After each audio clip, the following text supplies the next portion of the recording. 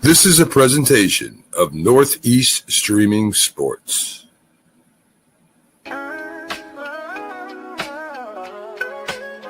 Yeah, yo, it's game time, ain't no messing around. Huddle Sports Network, the best in town. From NFL rumors to the latest trends, we got all your sports, just tune in, my friends. Catch us on Roku, Fire Stick, take your pick. Facebook, YouTube, where the action's slick. Daily shows that drop like a bomb. From 10 to 11, it's Ken and Ken, stay calm. Huddle up, catch the vibe, feel the rush. Get your news, get your fills in the clutch. Over 27 podcasts, we breaking it down. Join the team, Huddle Sports, wear the crown. Live every weekday, it's how we roll. Lions Talk with Jeremy B, we taking a stroll. From 11 to 12, don't miss a beat. We break down the game, make the info sweet. The Daily Huddle Podcast, noon to 1. CST Zone, we're just having fun. Toss your doubts, we bring the facts. Tune into the...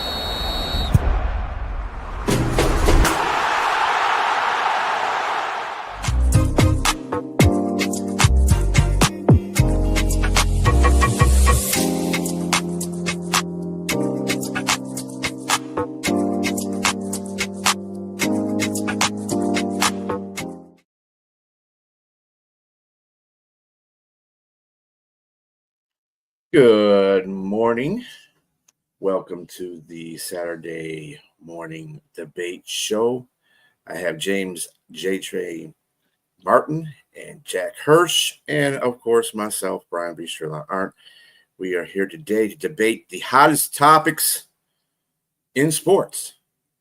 So we will get right to it. One of the questions that we had this morning is, should Alexandra Usyk retire if he wins tonight's fight against Daniel Dubois? We're going to start off with good old Jack because this is his forte. Yeah, okay. Thank you. It's actually the fight's going to take place late afternoon Eastern time because the fight's in England. So it's probably going to take place about 10:15, 10:30. You know, in the evening there in England, and about East Coast time, meaning we're 5 hours behind, 5:15, 5:30. The answer is absolutely yes. If Alexander Usyk is 38 years old, he's unbeaten. If he wins this fight, he's going down as an all-time great, okay? Great Olympic gold medalist, great cruiserweight champion. As a heavyweight, he would have beaten Tyson Fury 2 out of 2, Anthony Joshua 2 out of 2, Daniel Dubois 2 out of 2. He's retiring unbeaten. And when you talk about pound for pound the greatest, his stature's only going to grow over time. Continue fighting, and if he loses one fight, his legacy takes a tremendous hit. I don't have to tell you what one loss can do. I mean, you could look at another sport.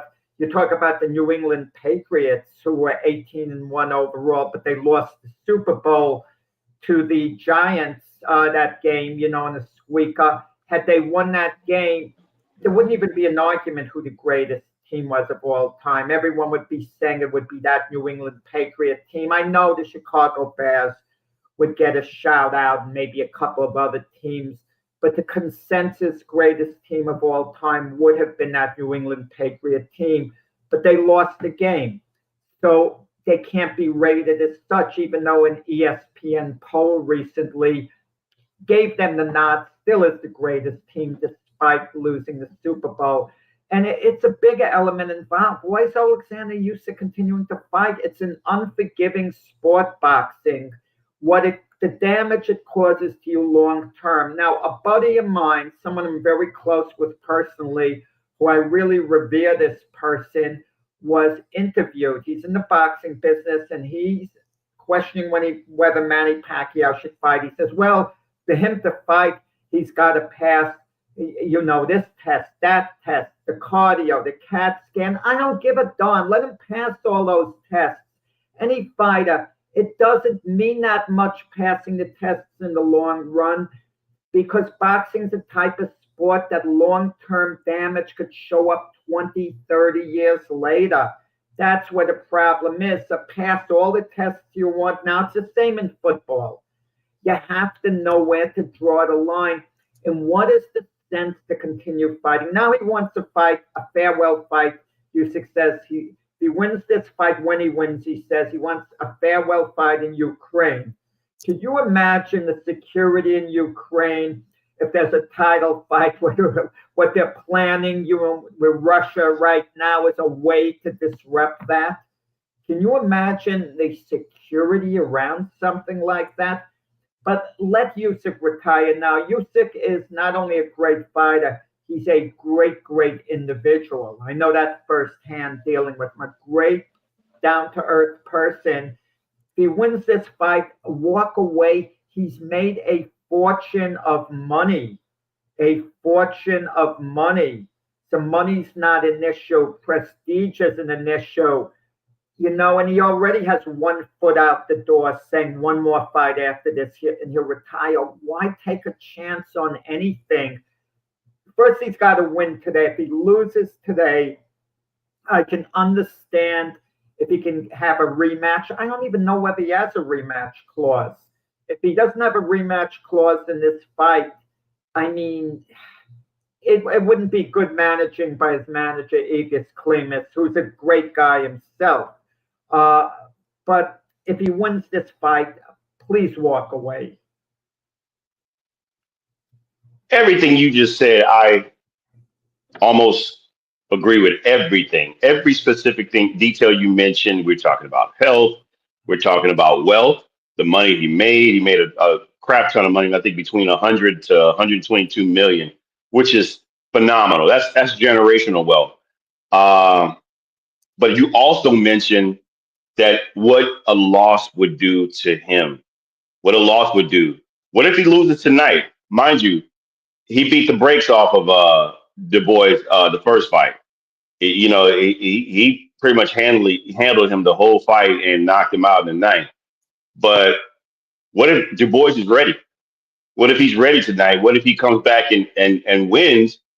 You got to fight him again. Like you said, one loss and you retire with that loss.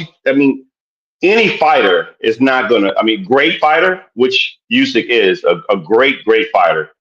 You're not going to retire with that on your mind. You can't. It's just, you can't. Your legacy is undefeated. Albeit 23-0, he's only fought 23 fights, but every level, like you said, Olympics, cruiserweight, heavyweight, he's undefeated. You lose a fight, you got to come back and win. The greats like Muhammad Ali and other guys have gone those 3 bout fights where they had the trilogy fights where they had to come back and win. He's got to come back and win. And so, again, everything is predicated on whether he wins tonight. If he loses, he definitely can't retire. He has to come back. But it's really a hard question to debate because everything you said it just makes so much sense. It makes so much sense. Don't tarnish your legacy at 38. Legacy is a funny thing, but there's a big difference between being unbeaten and not, how it could help a guy's legacy. You mentioned Lennox Lewis. Lewis lost 2 fights. He got stopped, but he won rematches. And Lennox Lewis' legacy has improved in retirement over what it was when he was fighting. But had Lewis not lost those 2 fights and he'd been unbeaten his whole career, we would be talking about Lewis, as maybe the greatest heavyweight champion of all time. He would be certainly close to Muhammad Ali and Joe Louis. But now everyone puts some distance between Lennox Lewis and those 2. Even though Lewis is going to be in everyone's top 10, it seems, he's going to be a few spots behind. And you look at Floyd Mayweather. Floyd Mayweather had maybe the most successful career in all of boxing. He wasn't the greatest fighter, but he had the most successful career. And he was given a very debatable decision over Jose Luis Castillo. Had that decision gone against him, he wouldn't be unbeaten. He wouldn't have that as his calling card, to show. Same thing with Rocky Marciano as a heavyweight. He won a disputed decision over fighter Roland Lastarza. Had he not gotten that decision, he would have had 1 loss on his record. it would have hurt his legacy really, badly, in the long run. He still would have had a good legacy, but not the legendary legacy he later had. And that's what Alexander Usyk, if he loses this fight today, even if he comes back and wins a rematch, the idea he has one loss, it would still hurt. It would hurt his legacy. He could never fully repair it again. He'd have damage control, of course, by winning a rematch. But win this fight, walk away. He's 38 years old. He's certainly old enough. And what would we be saying about Alexander Usyk? He would really be, pound for pound, he would go down, I think, it's one of the greatest. If he wins today and he wins clearly and then walks away. Yeah, and the guy is he's a southpaw, 6'3" with a 78-inch reach. In February 2025, speaking of his money, Sportico ranked Usyk at number 7 among highest paid athletes of 2024 with an estimated income of $122 million. And then in May 25, Forbes put him at number 11, and it's ranking the highest paid athletes in the world, and his earnings being estimated at $101 million. Again, he is 23 of 23, 14 by KO. If he beat the brakes off of Du Bois before, well, do you really think it's going to be? It's going to be. Is it going to be any different this round? This fight? It'll be tougher. Du Bois has had 3 fights since then. He's looked good. He's improved. But Usyk's thing, his conditioning is phenomenal. There's no athlete in sports better conditioned. The things that this guy does, the drive he has, and that's the thing that might break Du Bois in the later rounds as the fight goes along. In the first fight, Du Bois landed a low blow, and some people thought it was a legal punch. I didn't. Usyk went down, and the referee called it a foul immediately. Usyk took the full 5 minutes that was allotted him under the rules, okay? And Du Bois is claiming, and a few other people, well, Usyk was really knocked out. No one's saying what would have happened had the referee started counting. Usyk probably gets up and continues. But if you take away that one punch, Usyk completely destroyed Du Bois' will to fight as the fight went along. His nonstop pressure, his punch accumulation. But Du Bois has 3 wins on this belt since then. He's looked good. He's matured more. He's more confident. I think he's going to come up with a really good fight. I think he's going to push Usyk a good amount of the way, and Usyk will overtake him in the later rounds and win a decision. That's my view. I look for a tough fight, and I wouldn't be shocked if Du Bois won. Okay, he's capable of actually springing an upset in this fight, but I'm going with Usyk still. What does your counterpart think? Frank Laterzo. He thinks Usyk, my partner on Glove Fist, he thinks Usyk is going to win without much of a fuss. That's his feeling this time around. He thinks these wins by Du Bois were overhyped since the first Usyk fight. But, I have seen the improvement in Du Bois. I'll give him his due. There's pure stupidity going along in boxing circles that I hope fans aren't foolish enough to buy into, because this is the advertisers call it a fight for the undisputed heavyweight title. There's no dispute here. Usyk is the heavyweight champion of the world, case closed. Du Bois is a challenger, because what's going to happen after this fight? Usyk is going to have all the belts. Or if Du Bois wins, he's going to have all of them. And one of the sanctioning bodies is going to strip them of their title. That's going to happen within the next couple of months. And then they're going to make a fight between the champion of the other sanctioning body and whoever wins this fight. And they're going to call it for the undisputed title. Anyone who thinks it's for the undisputed title is an undisputed idiot. Basically, I don't have much patience with these fools who say, "Oh, I want to watch the fight for the undisputed title." You know what that's like, guys? taking the Super Bowl title away from the Philadelphia Eagles, having sympathy for the Buffalo Bills, and a football federation gives the title to the Buffalo Bills, and football fans are calling for a game between the Eagles and the Bills to settle to see who the champion is of the NFL. Wouldn't that be, I mean, would you have any patience for that? You'd think people are complete fools if they regarded the Buffalo Bills as the NFL champions, but that's the sport of boxing. No, I couldn't agree with that at all, especially having won one championship. I can only imagine B. Trlla would follow that sentiment if the Detroit Lions won their first championship. The Lions will be called champions again. Well, maybe, Pastrilla is a smart guy, but I don't know what he'd give in and say, oh, the Lions are champions of the NFL because someone anointed them as such. Heck, you know. He wouldn't want it. I'd imagine he wouldn't want it. Wouldn't want it. Of course. Now, football fans wouldn't want fight it. for it. What a farce it is. So he's fought Du Bois twice.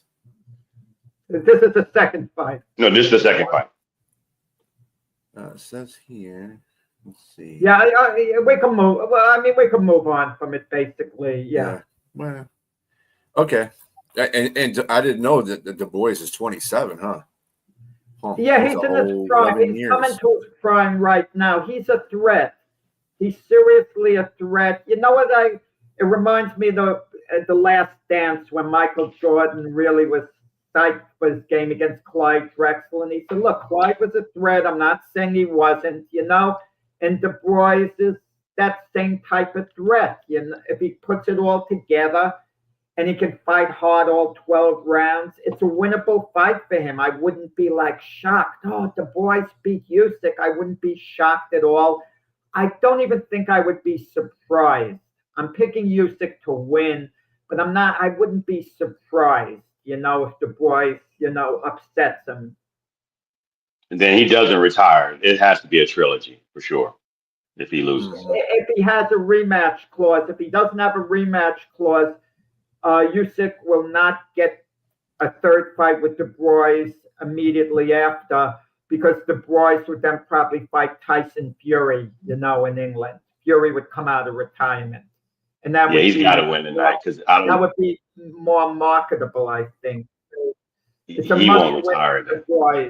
Yeah, especially if he doesn't have a rematch clause. Yeah. Well, I'm gonna go for Usyk because I don't want him to lose, to go out with a loss, and then have to come back and fight to retain. I'm not. As you continue to age, even though he's a technician. I mean, I watched that last fight. He really his like you say, he's a southpaw, but he's a technician, man, for sure. He just handled that guy with ease. He was toying with him almost. Yeah. All right, so we're going to move on to our next debate question. Which team would be the best fit for LeBron James if he left the Lakers? If James says the New Orleans Pelicans, I'm exiting. I'm leaving this show. That's all I'm saying. I'm exiting. I'm out of here. Well, Jack, it did cross my mind. I had to look at every available option to see, you know, what would be a good fit. And I'm not. Good morning, Miss Linda. I'm not going to definitely pick the Pelicans, but LeBron James has always been a guy to be able to lead a team, to be able to direct a team, and to be able to at other times create a team. You know, so he's past that point. He can't do most of those things now. And he can still. I mean, don't get me wrong. LeBron James averaged 24 points, 7 assists, and 7 rebounds a game, which is still impressive. And I disagree with Monkey on that one. I think that's usually people who don't like LeBron. It's LeBron, especially as a player. It's just people who don't like him, I guess. I mean, where's Monkey from? Is Monkey from who's this? He's Buffalo. Buffalo, New York. Yeah. So, all right. So look, LeBron is definitely. He's probably the second greatest player to ever play the game. How will he fit with certain teams, though, at this juncture of his career? I could see him going to Golden State. I could see him going to, believe it or not, people wouldn't say this team, but what I'm not, I want to say that for last, because I think it's a team that I think will be his best fit. New York, people would say New York Knicks. I think some teams would say Cleveland, going back home to finish your career and playing there. I don't. I think all three of those teams are fine.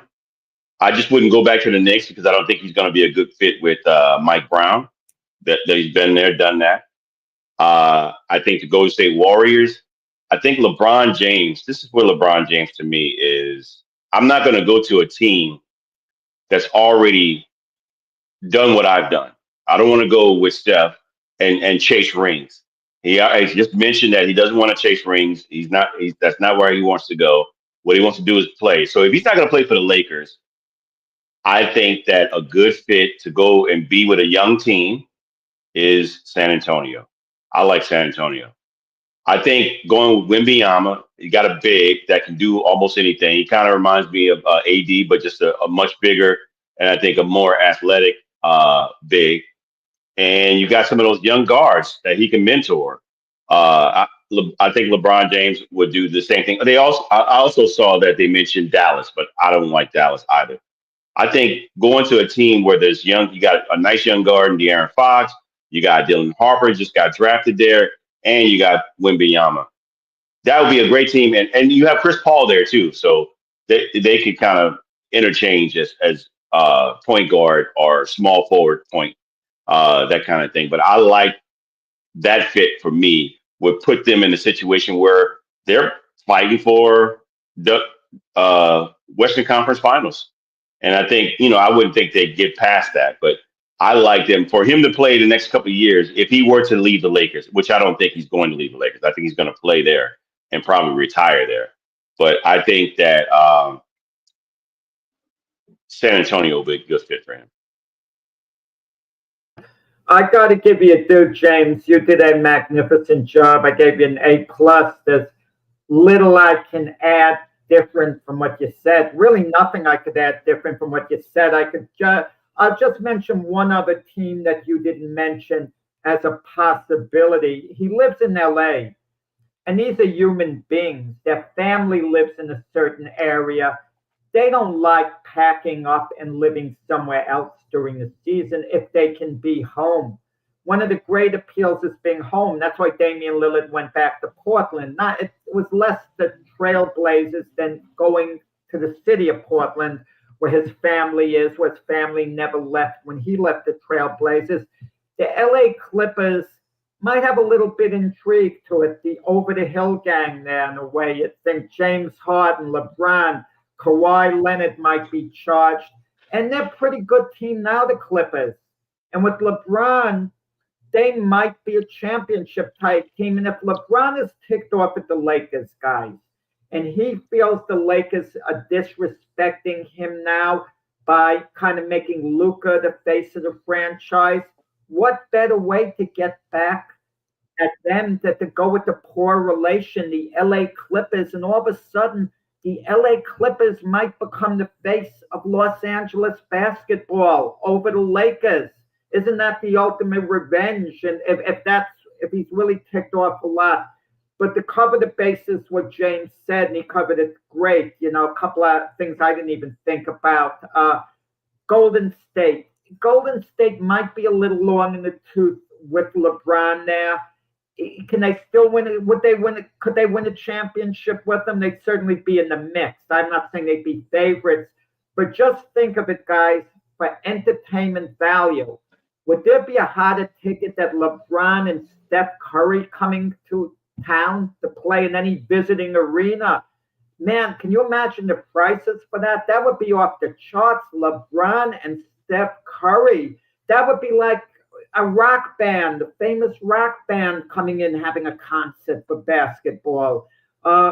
James mentioned Cleveland. Cleveland is a nice fit in the sense that his heart's with Cleveland. Even though he's won championships with the Lakers and the Heat, Cleveland's where his heart is amongst all the franchises. And when he goes into the Hall of Fame, LeBron James, he would want to go in as a Cavalier first and foremost, and this would solidify his relationship. And his relationship with Cleveland has been totally repaired because he came back to them after leaving to go to Miami, delivered a championship. Now when LeBron returns to Cleveland, he's given warm applause as a visitor, even though he left again. San Antonio, I didn't think of that. That's a good one, James. That's pretty intriguing because San Antonio is a team on the upswing. I think they're contending for championship in a couple of years. They might even win one in a couple of years without LeBron. You let LeBron go there, guess what? I think they become instant championship contenders, instantly, okay? And especially if Dylan Harper develops with Wembanyama and LeBron, you might have an instant big three, and Wembanyama is going to be one of the all-time greats. But if I had to name one team, James didn't pin it down to one team, and I'm going to ask him to name one team because, he gave all the good options. So the one team I think would be best for him to go to would be the Knicks. Now, you might say I'm partial with New York. Just think, guys, of all the places, if he can win another championship, what would have the greatest impact? It would be the Knicks. It would be off the rails if the Knicks won a championship with LeBron. And imagine that. It would be his fourth different franchise that he won a championship with. And I know you guys are saying, well, Mike Brown, you don't know the fit. Mike Brown will adjust to LeBron. That won't be a problem at all. I mean, but let LeBron go to the Knicks, he'd be the biggest thing since, I won't say Aaron Rodgers came to New York, but, he'd be the biggest thing in many a year, just coming here, his star power in New York. And the Knicks are ready to win now. They're ready to win now. If they don't have to give up too much to get him, I mean, the Knicks are ready to win now. It would be exciting. LeBron at the Garden night after night. Can you imagine the buzz, guys? So I say the Knicks are the one team, if I had to say, to go to. Unless he's going to play 4 or 5 more years, then maybe it's San Antonio. But if he has a couple of years left and wants to make one last run at the title, I think the Knicks. LeBron James took Cleveland in 2007 to the finals with Mike Brown, with guys that not one single All-Star that was right next to him. Not saying that Ilzauskas was not a great player. Not saying that he didn't have a few other players that were like good role players, but I definitely Monkey, you don't have to worry about it. I don't think it's gonna. No, don't trade for LeBron if you can make a good deal. It wouldn't be good for the Knicks. I agree. I don't think the Knicks are a good fit only because of Mike Brown. I think it's like you dated somebody, a girlfriend, and you broke up and you've been gone for a long time, and you decide to come back to that person, not knowing, you try to rekindle things. Then finally you get into the relationship. You wonder, okay, this is the reason why we broke up in the first place. I don't know for sure if that's going to be a good. I mean, I hear what you're saying that Mike Brown would have to adjust to him. Mike Brown had to adjust to LeBron the whole time he coached him. LeBron James was just on another level. And I think a more mature and a slightly less athletic LeBron is probably something that that he probably could coach. But I just don't see them two mixing well at all. And again, we have to look at the situation. If the New York Knicks were to have Tom Thibodeau there or someone better, like Heath always says, not making a lateral move, but making a forward move, I think that might be a better option with LeBron. I just don't see right now because they didn't make a forward move. That's the only reason I wouldn't pick the Knicks. But you don't put the Clippers high on your list, and he has his old coach there, Ty Lue, who coached them at Cleveland when they won a championship. But I just think that at this juncture, just from the things that I've been piecing together, LeBron, again, is not chasing rings. I don't think he wants to be with like a whole bunch of superstars with like Kawhi. It's about winning a championship. Of course. In the best spot. Don't listen to that part, not chasing rings. He's not going to go to a team that's a middle of the pack team. He's not going to go to the Philadelphia 76ers right now because the No. Sixers have no realistic chance of winning the championship. He's not going to anymore. go to the Celtics next year because with Jason Tatum out there, not going to win a championship. Right. He wants to go somewhere where they have a realistic chance of winning the championship next year. And that's why I had to combine all the different things I said and all the different things that he mentioned that he put out in the atmosphere in regards to not want to chase rings. He obviously wants to win a ring, but he's not going to want to do it in the way people look at it. He don't want to be a Karl Malone. He don't want to be a Gary Payton going to the Lakers to try to win a championship. And when he's not looked at that way, he has 4 championships. He can chase. In his case, it's different. If a guy's never won a championship and he's been with his team his whole career, like Karl Malone was with the Jazz, Reggie Miller was with the Pacers, and to Reggie's credit, he said, I don't want to chase a championship. It wouldn't mean anything to me to just go 1 year somewhere at the end of my career, go somewhere else. He wanted it as a pacer. I got more respect for Reggie Miller not going elsewhere and spending his whole career with the Pacers rather than hooking on with a team at the end of his career just to, get one type of championship. Now, if a guy wants to leave early in his career, that's okay, because if he sees a team isn't going to win, you maybe want to go somewhere where they, have a chance. Like Ohtani going to the Dodgers. It's early enough in his career. But if he's like already 37, 38 and has 1 or 2 years left and goes as a backup player to another team just for a title, But that's why I picked the Spurs. I mean, I'll let you go after this. That's why I picked the Spurs, because I think it's probably the best team, young team, where it can really be great on his legacy as well, which he has a great legacy right now, but not tarnish it by going to look for championships with other great players as you age. And he's got, like you say, he's got championships, but I think he can still do it with a relatively young team that looks super talented in San Antonio. And I think that would be a great fit for him because he plays with bigs well. Some of those guys are wings and they're wing defenders. So I think he would mix in great with that team and put them over the top, like you said, potentially to win a championship now. I think he would fit in great, Justin. I'll let you go, Brian, with Golden State as well. Steve Kerr is mild-mannered. Steph Curry, Jimmy Butler, Draymond Green. I kind of feel that group would be like the most entertaining for him to go to, for fans to watch. Yeah, I have to agree with the fact that James said he's not going to go anywhere anyway. He's going to probably stay with the Lakers. But 1 more year, maybe. With the sake, you never know. For the sake of argument, I feel Cleveland. I mean, remember, Cleveland was the number 1 seed last year, and they just couldn't get it done when it counted. And maybe a veteran presence like LeBron coming back to his home state, and the crowd will be more excited. And I guess the teammates will feed off him. Goes there, he can win a championship with him, and it probably won't. I like the San Antonio idea. I just don't think the only thing I don't like about the San Antonio that you got this old guy with a whole bunch of newer guys, and it's kind of like it's going to slow down. It's going to slow him down a little bit, and I that's the only thing that I'm kind of worried about. If he was to join San Antonio, the process will be a little slow, and of course he's got a lot of input.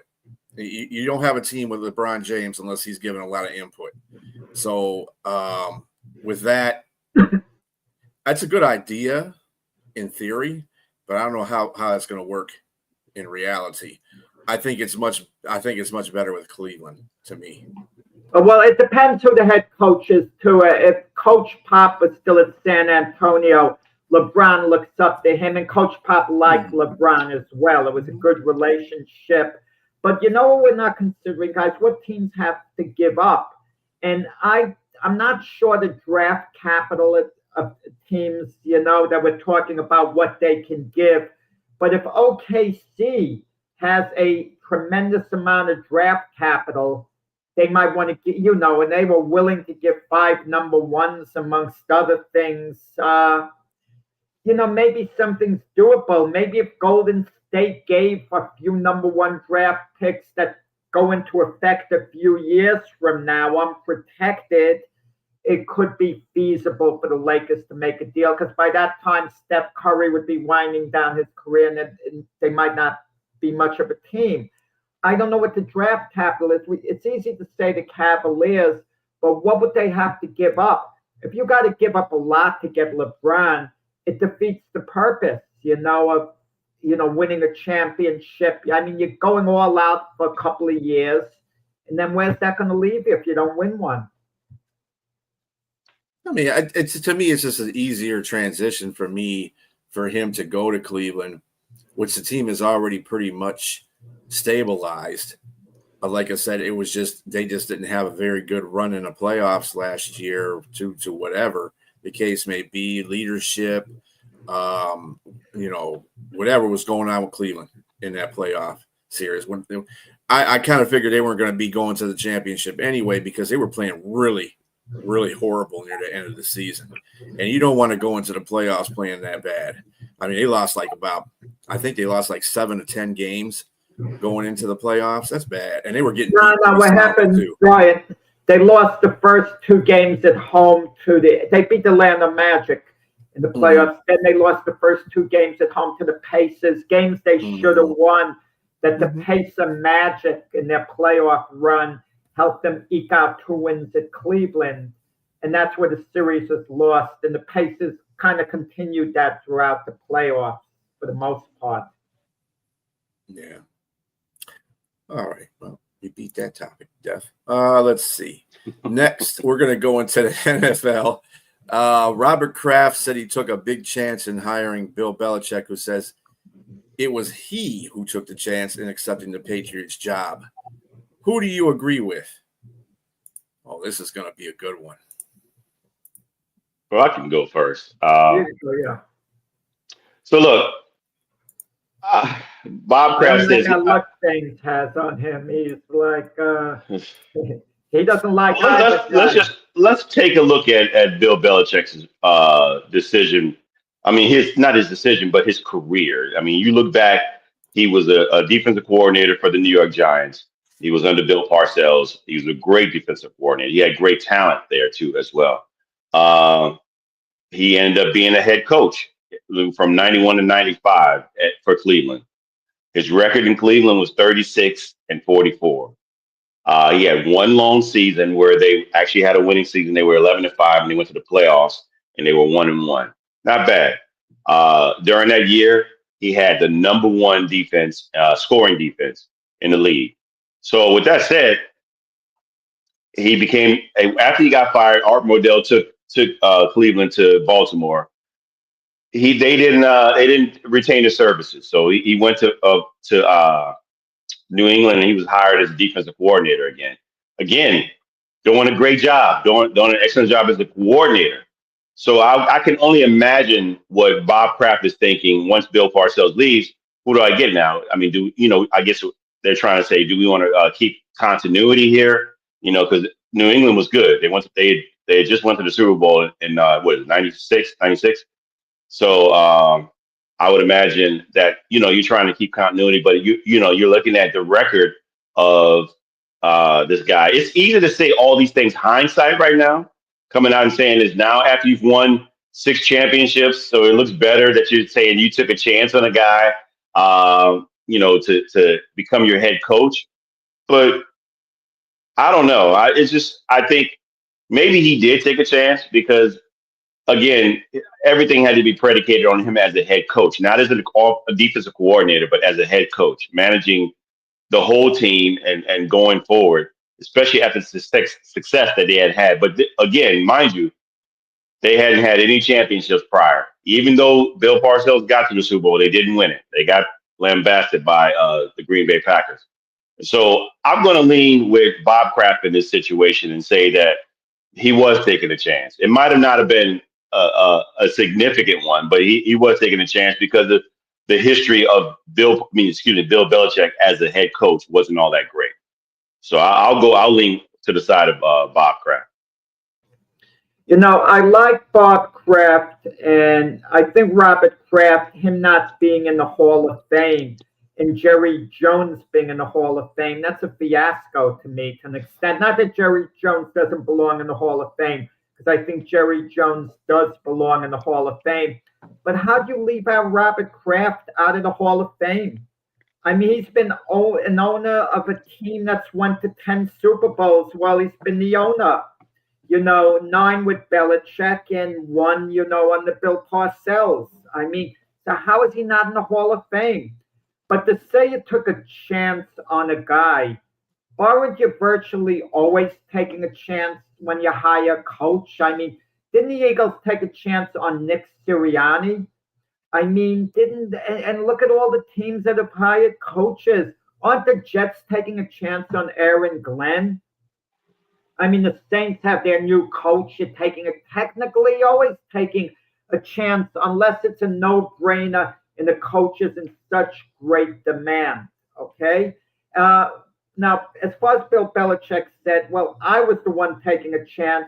Let's look at it from 2 ways, okay?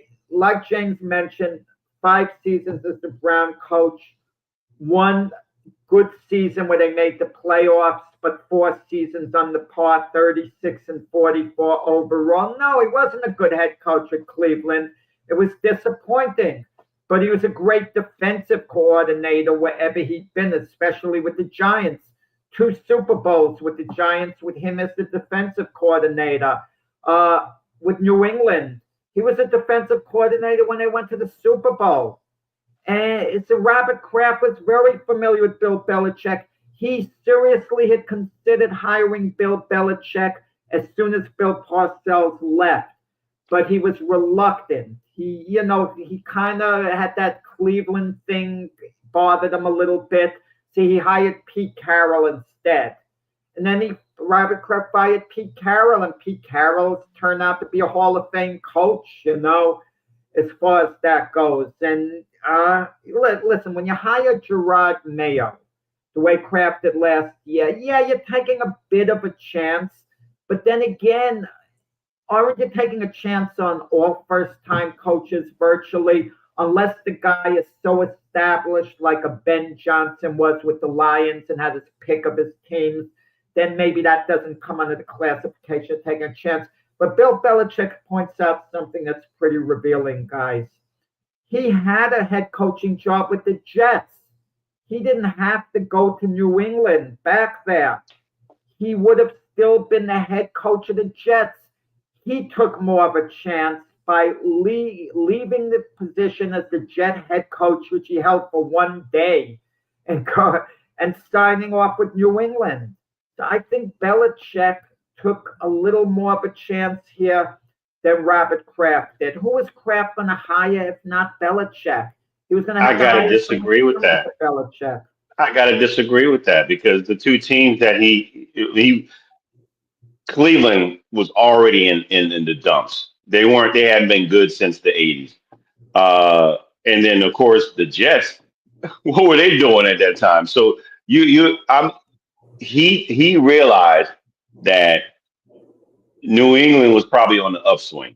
They had already been in the Super Bowl in '96, and they still had a relatively good team. Because even with Pete Carroll, they went to the playoffs. They still went to the playoffs with him. They just wasn't enough, obviously, to overcome that shadow of Bill Parcells. I just think that, and Bill Parcells, you saw what he did with the Jets once he got there. It's just greatness. So I see when you have a touch of greatness, somebody like Bill Parcells, you take, like you said, you might be taking a chance with anybody, but he definitely was taking a chance with Bill Belichick because he hadn't had great success as a head coach. Those guys you mentioned, they weren't head coaches yet. So yes, you are taking chances with them because they hadn't had the experience yet, but you already saw you got some experience with Bill Belichick, excuse me, and it wasn't great. It wasn't great by any means. And so yes, you're taking a chance because again, you're going from Bill Parcells to to Bill Belichick. But he didn't know what they were going to have. Like, again, all this is easy to say. Hindsight 2020 now. Wait. Robert Kraft had to know Bill Belichick extremely well. Extremely. No, that's not what I mean. That's not what I mean. A defensive coordinator who took him to help take him to the Super Bowl.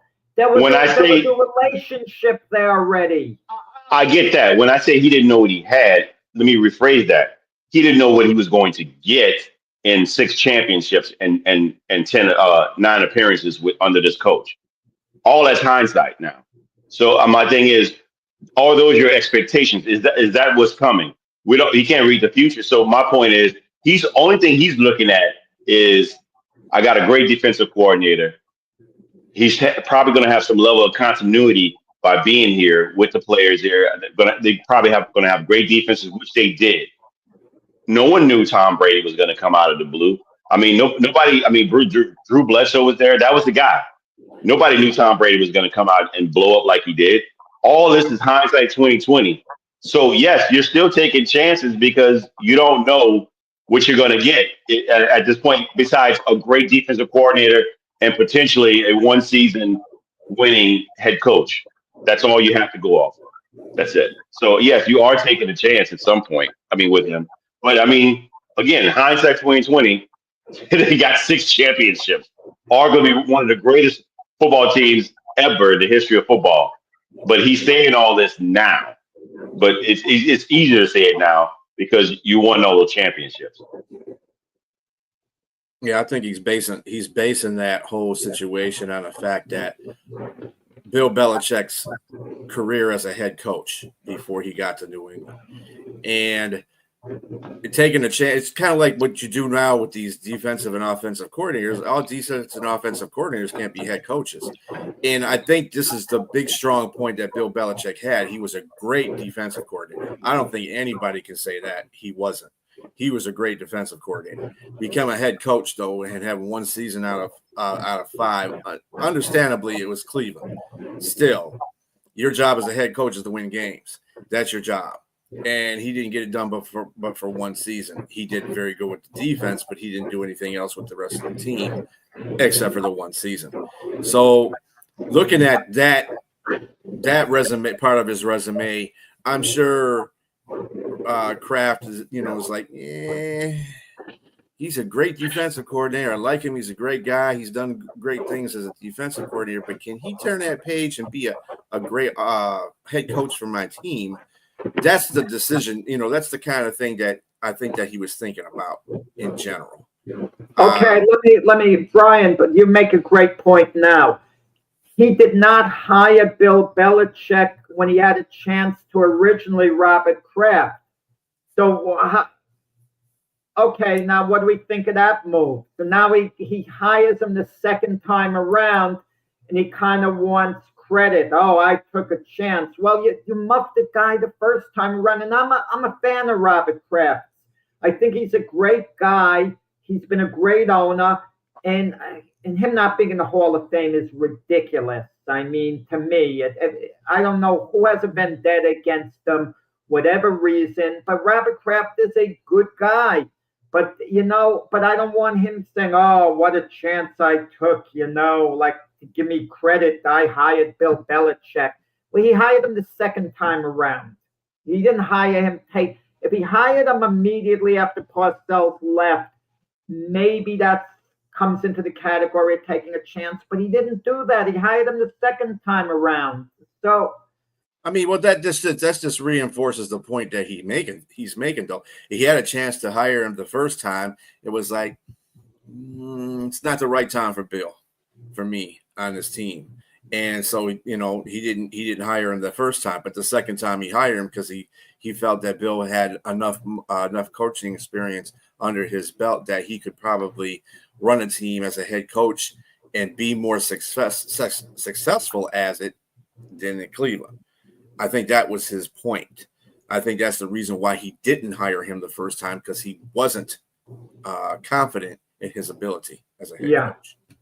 Jack, look, I agree with you that Bob Kraft should be in the Hall of Fame, but it could be a blemish on his record by it's a massage parlor expose with some Kraft macaroni and cheese coming out. So who knows? I don't want to come on. I don't even like those jokes. I mean, I don't find it, I'm just saying, I agree with things in the community. I agree with you, but again, a criminal act. I'm not saying he did. I'm not saying he did. I'm just telling you what potentially would if he should be first ballot. He should have been first ballot. Just like you and I talk about T.O., but potentially why he may not be out. It could be that. It could be that. The media. It could be. What else does he have? Like you said, he's done great things. That one thing could be holding him back. Yeah. I'm not saying that he's guilty of it either, but he was there when the thing happened. So I'm just guilty by association, I guess. I don't know what it is, but he should have been in the Hall of Fame before that took place. If you want to think of it, That's true. I mean, I can't argue with that. Yeah, he should have been. He is a very good owner. Yes. All right. Among T.J. Watt, Garrett Wilson, and Sauce Gardner, which one is least likely to live up to the big contract that they just signed? Another good one. Go ahead, Jack. Well, I hope it's T.J. Watt is the answer, but I don't think so. Do you know what the safest bet is to live up to the contract amongst the three? Maybe the question should have been rephrased a little. I'd say Garrett Wilson is the guy most likely to live up to it. He's young. He's in his prime. He has his college quarterback, Justin Fields, throwing to him, even though Justin Fields wouldn't be my ideal quarterback to throw to me if I was an elite wide receiver. But these great wide receivers, they love their college quarterbacks. I mean, look at Devontae Adams. He left the Packers, went to the Raiders because he had Derek Carr, his college quarterback. So Garrett Wilson is a stud. He'll be great going forward. T.J. Watt, the question is, 3-year deal. What's he going to be a couple of years from now? He ended last year on such a bad note, the last few games. Was he hurt? I mean, what was the reason? Did he hit a wall? Did he slow down? We know how great T.J. Watt is if he's at the top of his game, but he's age 31. And, at some point, these guys could lose it, these edge rushers, the explosive moves when they're in their early 30s. But my answer is going to be Sauce Gardner is the guy least likely to live up to it. And I hate to say it, came in with all this hoopla, out of college, Sauce Gardner. And he had a great rookie year. People were comparing him, to Darrelle Revis, so on. And for a while in his rookie year, people were saying he was the best cover man in the NFL. And now polls come out. I saw a poll the other day saying the best 10 cornerbacks in the NFL, and Sauce was rated number 5. That wouldn't have been thinkable, at the 1 year ago had we had the ratings on there. Now, Sauce isn't a big guy, so tackling could become a bit of an issue. I know it was an issue with Deion Sanders, but Deion was so great as a cover man. He was phenomenal, absolutely phenomenal, Deion Sanders. I mean, the way he would shut down his side of the field. And Sauce Gardner, I think, is going to be a good player going forward. A good player, okay? Anywhere from a good player to a pretty good player. I mean, and he's the type of guy you're going to want to start and have on your team. But to be paid superstar money, I think he's the guy who's least likely going to live up to it going forward, because you don't pay superstar money to a guy who is just going to be pretty good. And my answer would be Sauce Gardner. And this is where I vehemently disagree with you. I do not think that Sauce Gardner is just good. He is elite. Sauce Gardner, even last year in a down year of 3 years, you have to compare not him to other players, but to his own greatness. When you look, he's still, I'm going to give you facts, Jack. he gave up. Yes, he gave up a little more yardage than he has in the past 2 years, but still not a lot against great players. It was like .6. I think he was number one rated in what he was giving up and then shutting down. He still shut down half the field for the most part, and there's a reason they're paying him all those dollars because it's hard to find a Patrick Surtain, a Sauce Gardner, a guy like at that level, that eliteness. Even if he's considered top five, he's still top five of all these cornerbacks that are in the league. He's still top five, and I think he's going to be higher than that. To be honest with you, I just think they need a little bit. There could have been a little bit of injury. Some of the defensive line is not helping as well. It wasn't great in the New York organization, but Sauce is not the problem. TJ Watt is not the problem. Even though he's getting the amount of money, he had a few injuries. I think for what he's going to be able to do, if he can give them 10 to 12 sacks a season, which I think he can, and still play great defense, I think he's worth that money. It's just what the going rate is. My pick is Garrett Wilson, not because of Garrett Wilson, but because of the quarterback. Because of the quarterback that you have, Garrett Wilson had everybody throwing him the ball, and he still was able to have 1,100 yards a season. 7-5, 3 touchdowns. But the guy that's throwing him the ball has yet to have 1,000-yard receiver that and when he's in Chicago, he had some weapons there. Even the tight end, he hasn't thrown the ball well. Not mind you, he might not have had a greatest offensive line, but he was in Steeler Nation with a really good wide receiver, and he got benched. Russell Wilson was the starter. He couldn't beat him out. I don't think that he's going to do well with the situation. I think they're going to run the ball more in New York. I don't think Garrett Wilson is going to get the amount of touches that he has. I think he had 100 receptions last season. He had like 90 plus the season before that. He's a guy that his volume in catches is what he gets because his average is going down too from 13 to 10 per catch. So that's not good either. I think that him getting the highest paid amount of money is a little bit rich for what he's done and for what potentially is going to be even less with the quarterback that he has there. So I think that it's going to be Garrett Wilson for me. And I like Garrett Wilson as a talent. But again, the numbers have declined. Even though there's been weird, a lot of no continuity with one quarterback. He's had 3 different quarterbacks, but I don't think it's going to be even better with Justin Fields. Well, my opinion on this situation, I got the same thing. I think Garrett Wilson is the guy that's is getting paid getting paid too much, the money and not produce. But my instance is different. Okay. I think Garrett Wilson is a very good receiver, and I don't really have to. The quarterback play is not something that if you're a good receiver, you will find a way to. I mean, there's receivers out there that have had 6 different quarterbacks thrown to them, and they still. Evans is one of them, and still managed to get 1,000 every season, and be productive. It's not always about the quarterback; it's about the receiver too. The receiver wants to work with that quarterback. He had a problem with Aaron Rodgers last year. He got demoted to the number 2 receiver because Adams was there. So and that didn't sit well with him. He had kind of an attitude about the whole situation. And the fact that Robert Saleh, got fired and inevitably, that didn't help the situation either because he liked Robert Saleh. So, I mean, you got all this.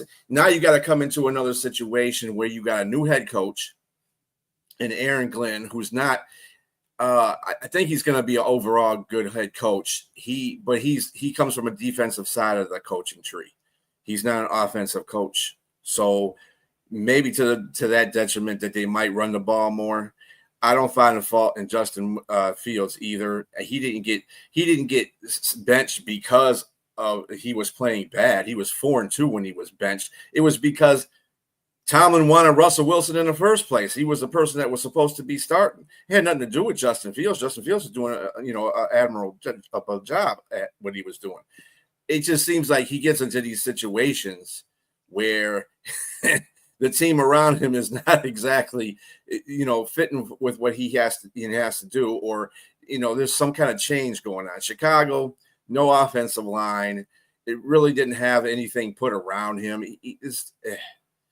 And then they go get, Caleb Williams and get an offensive line. And, I was like, well, why did you could have done this in the first place if you drafted a different way. You could have had whatever. The point of the matter is, I think in Sauce, Jack, me and you are gonna have problems because Sauce is somebody. Oh yeah, it is time. Wow. So anyway, we are gonna have to go, and I'm gonna have to hold that back for next time. But this has been a very good live debate, everybody, and you all have a very good day. We'll see you next Saturday at 8:00 with the debate show. Peace out, everybody.